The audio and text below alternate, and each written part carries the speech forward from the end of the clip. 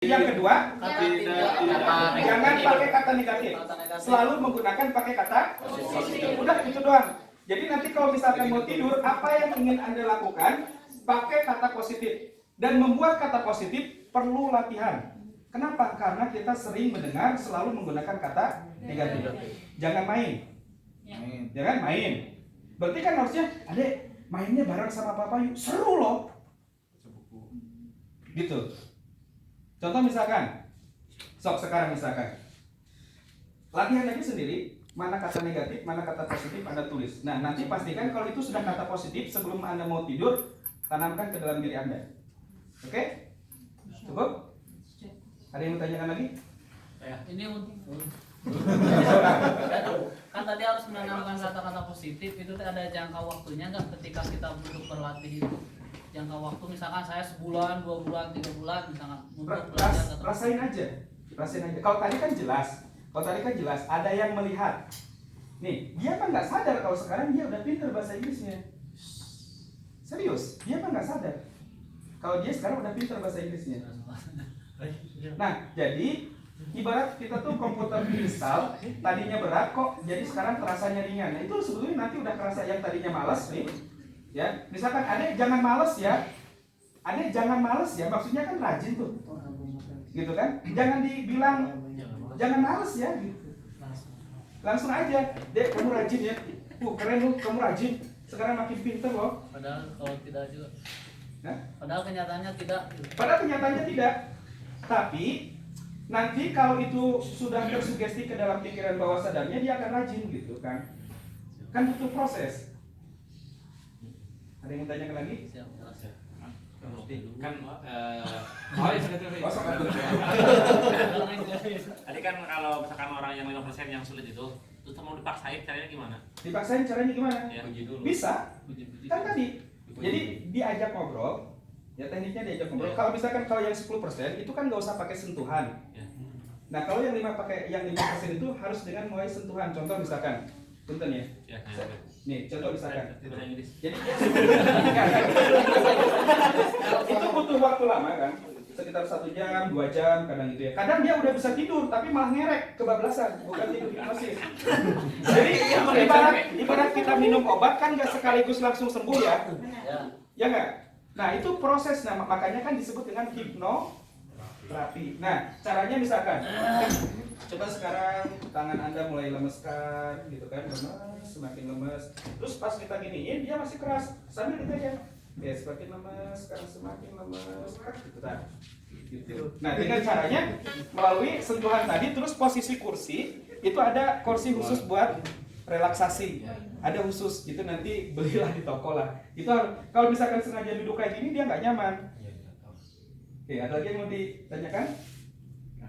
Enggak. Yang tadi yang menanamkan kata negatif, penanaman kata negatif. Penanaman kata positif. Positif ya. Nah sementara ini kan ya saya sendiri kalau mendidik anak itu pasti jangan entong kadinya. Nah sekarang supaya si udah tertanam gitu ya. Seperti kemarin di hipnosis, ya seperti kemarin caranya di hipnosis.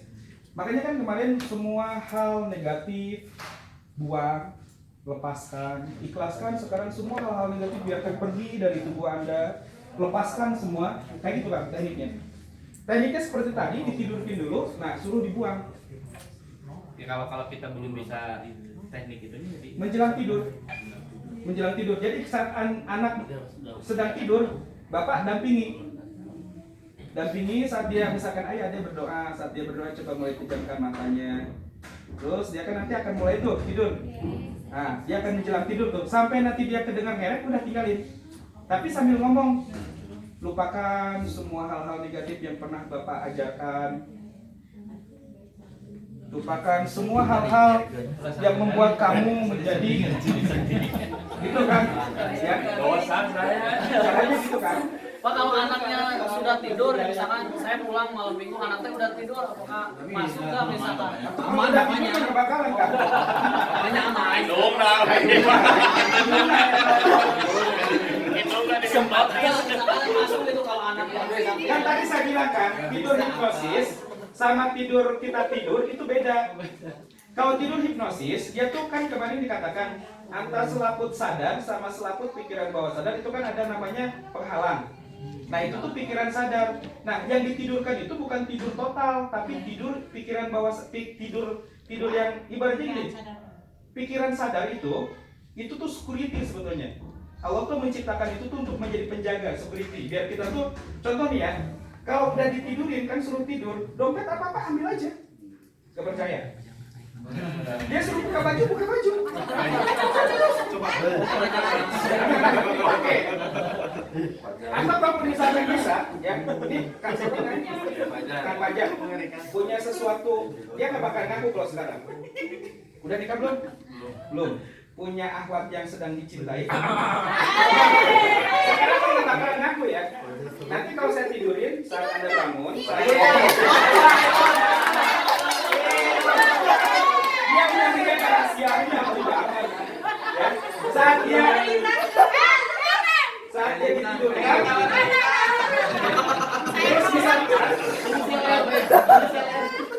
terus misalkan saya sugestikan saat Anda membuka mata, orang yang pertama kali Anda lihat adalah perempuan itu. Padahal bukan, misalkan yang dia lihat saya dianggap sama dia tuh perempuan itu terus. Kan bahaya.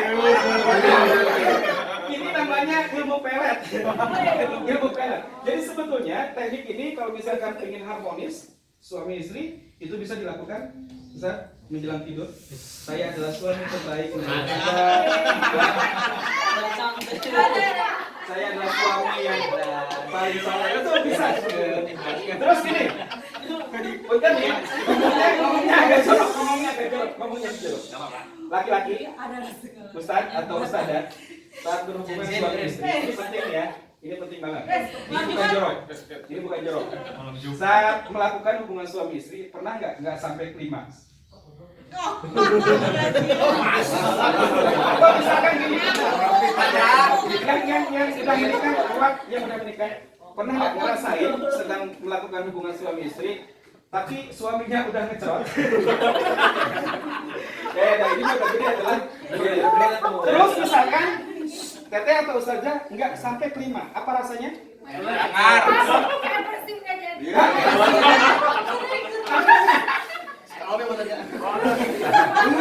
Kesel kan? Ini sebetulnya bisa menggunakan teknik hipnosis Kang ya. Jadi saat Anda belum mengizinkan itu untuk keluar, maka tidak akan keluar. Pokoknya istrinya buat nangis saja. Kok kuat banget kan? Tak selesai. Ini ada. Jadi caranya dengan menanamkan anchor. Ya, misalkan saat saya melakukan hubungan suami istri, sebelum istri saya kalah 3 ronde, saya belum ngecerot gitu, bahasa kasarnya gitu. Yang sudah nikah ngerti lah. Ini udah ngerti ya. Yang belum nikah ngerti.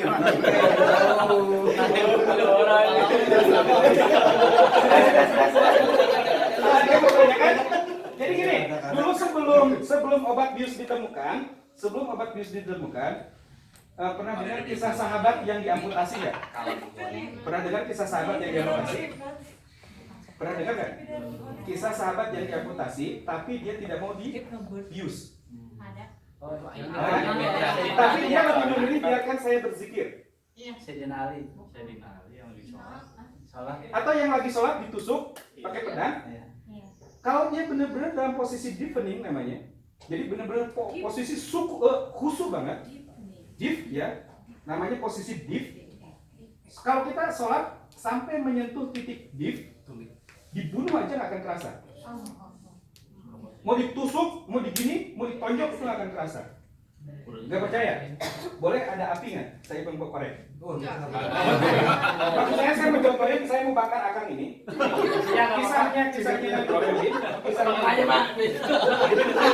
Kisahnya Ibrahim itu kan Allah mengatakan sama api, mengsugestikan kepada api, hai api dingin.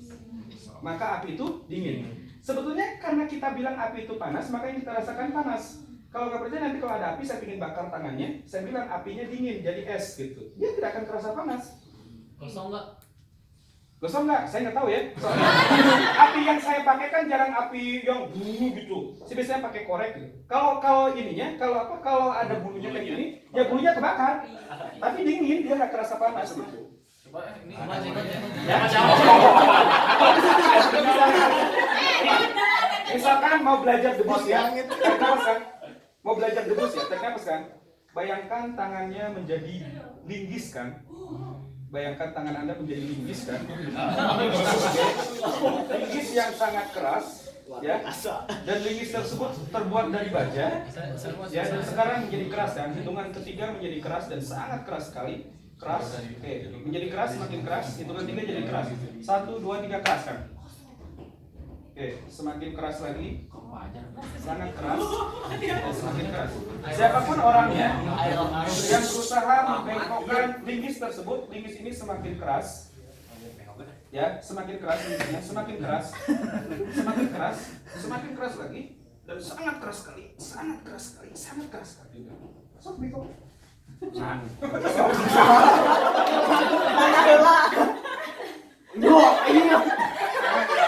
salah tuh. Kata foto di Batur. Ya. Nyebut.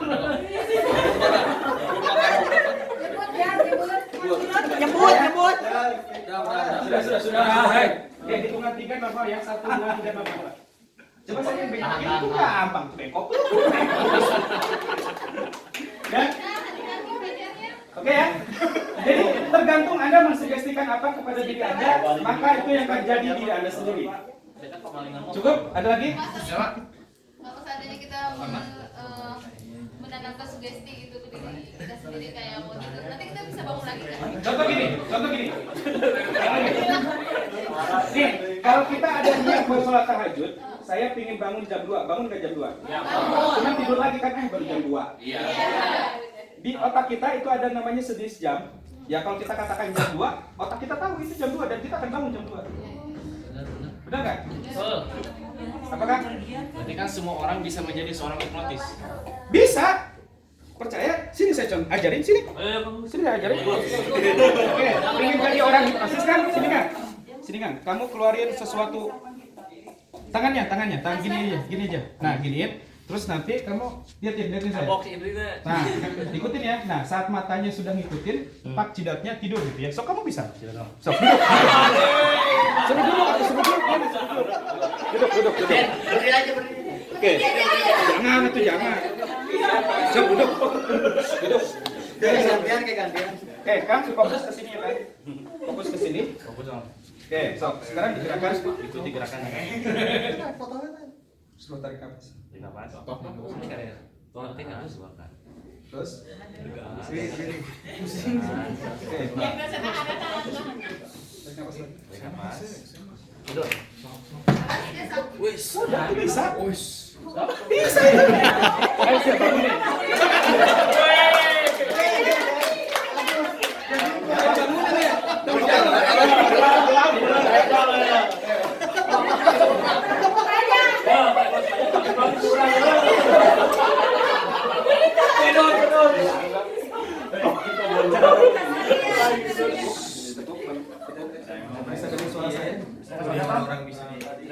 Oke, hitungan 3 bangun. Hitungan kan bangun. 1, 2, 3 bangun.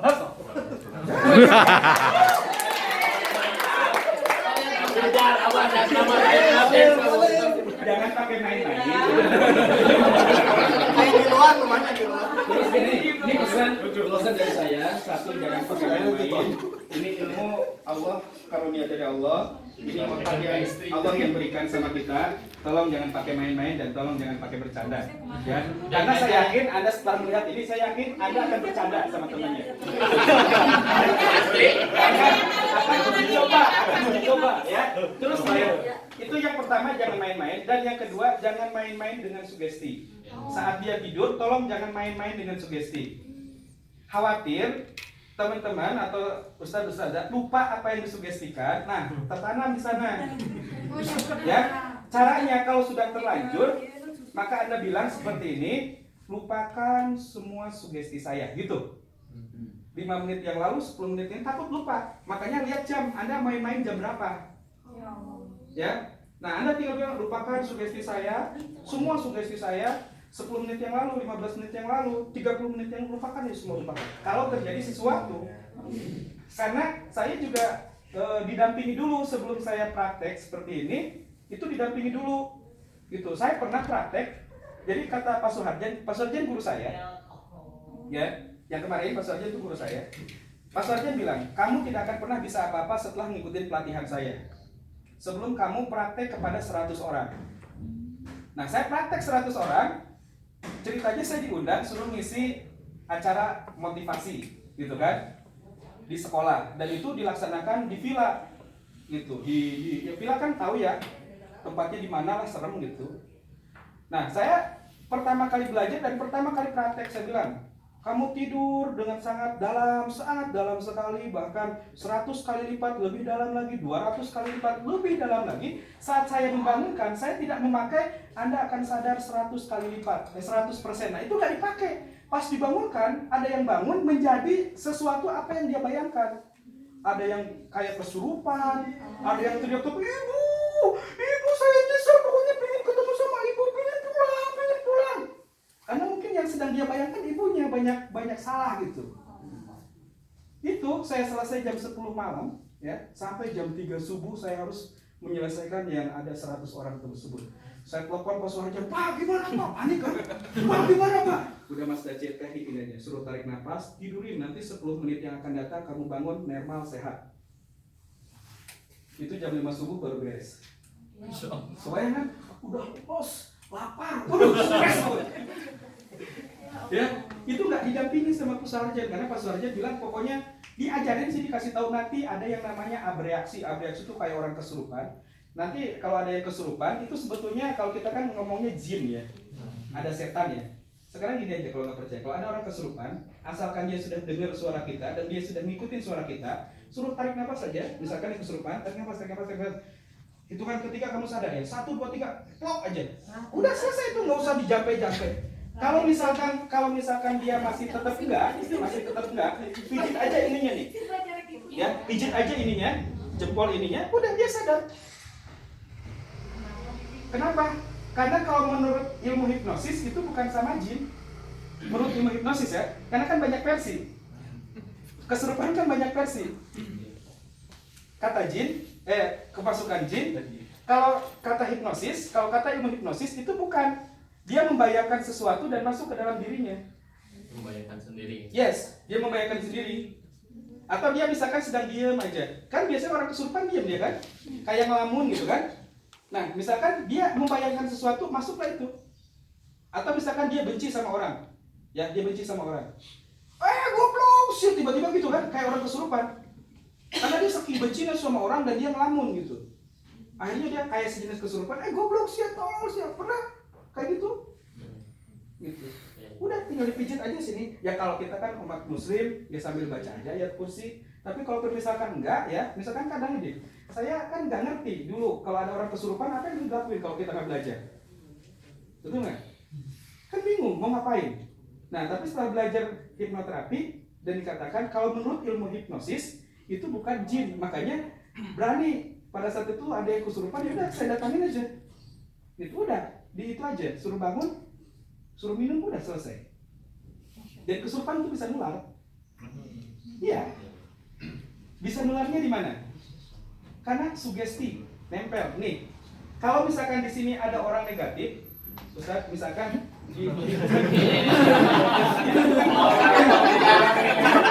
misalkan pas rapat nih, misalkan ada orang yang cembetut aja, ada orang marah-marah aja, itu yakin rapatnya tuh nggak nyaman, benar nggak?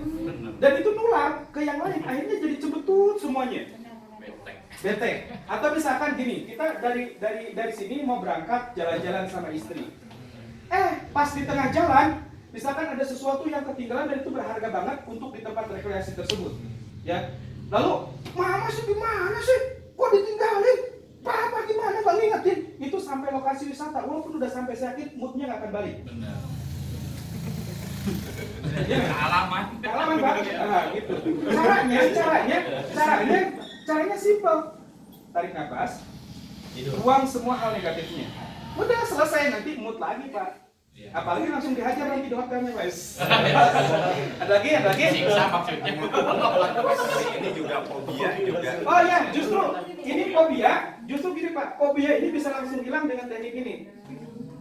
Tapi kita harus tahu dulu masalahnya di mana. Nah, sebelum melakukan hipnoterapi, itu Bapak harus tahu dulu masalahnya dulunya apa.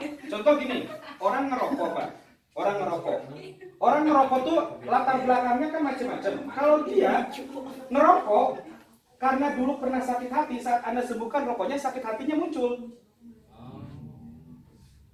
Paham nggak maksudnya? Iya. Nih, akan ngerokok. Dulu tuh karena mau nikah nggak jadi. Iya, Nggak jadi.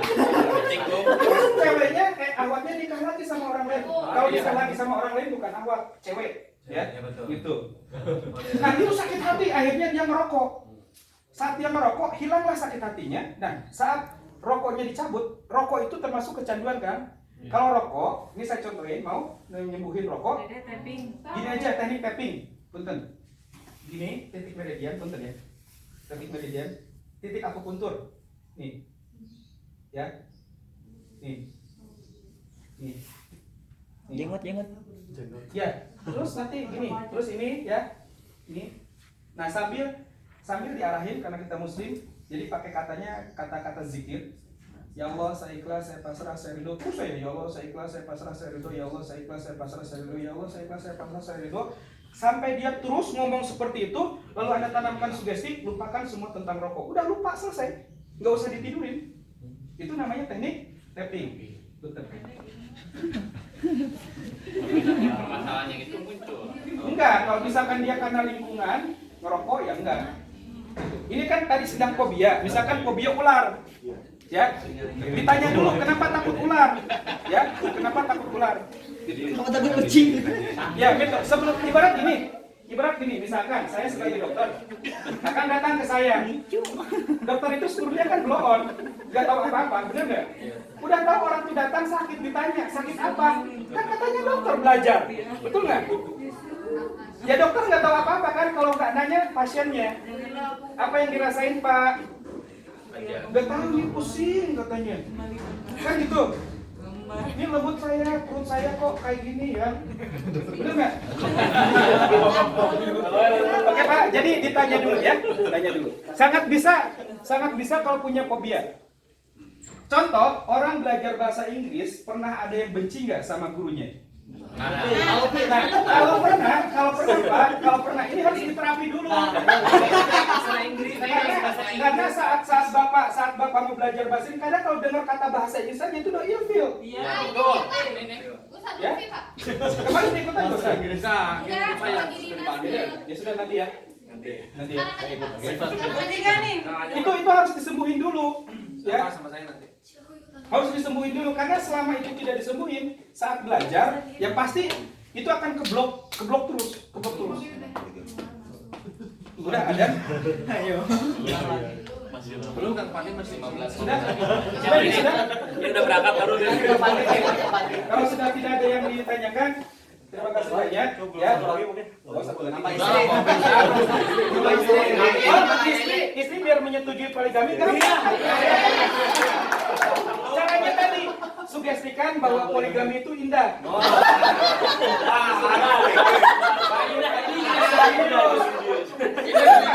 Kenapa? Karena yang didengar itu oleh istri yang namanya poligami. Wah, pokoknya sakit hati lah, kayak gini lah, anaknya ditinggal. Tapi saya di Filipina Selatan, itu poligami itu menjadi sesuatu hal yang lumrah dan umum.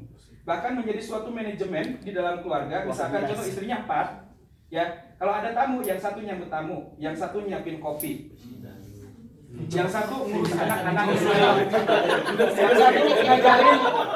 Makanya kalau punya usaha cabangnya banyak, lebih baik nikahin. Enggak. Kalau udah punya duit mah gampang. Ya, kalau saya ada amanah dari ibu. Ya, amanah dari ibu karena dulu keluarga saya tuh bukan keluarga yang harmonis ya, jadi hancur-hancuran.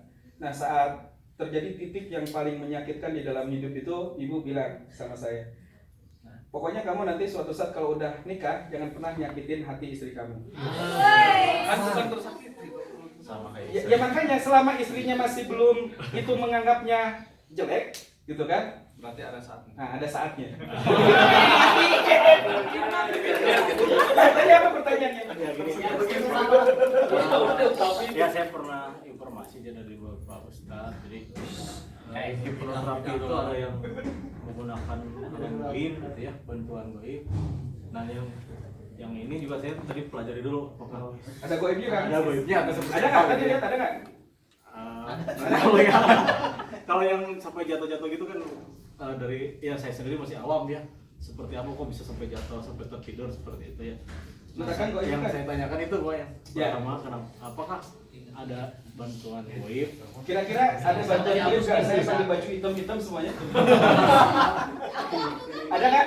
Contoh gini, kalau misalkan ini ada bantuan goib, tadi kan Akang ini punya ilmu goib kan? Enggak. Halo. Akang aja sini, Akang saya ajarin. Ya.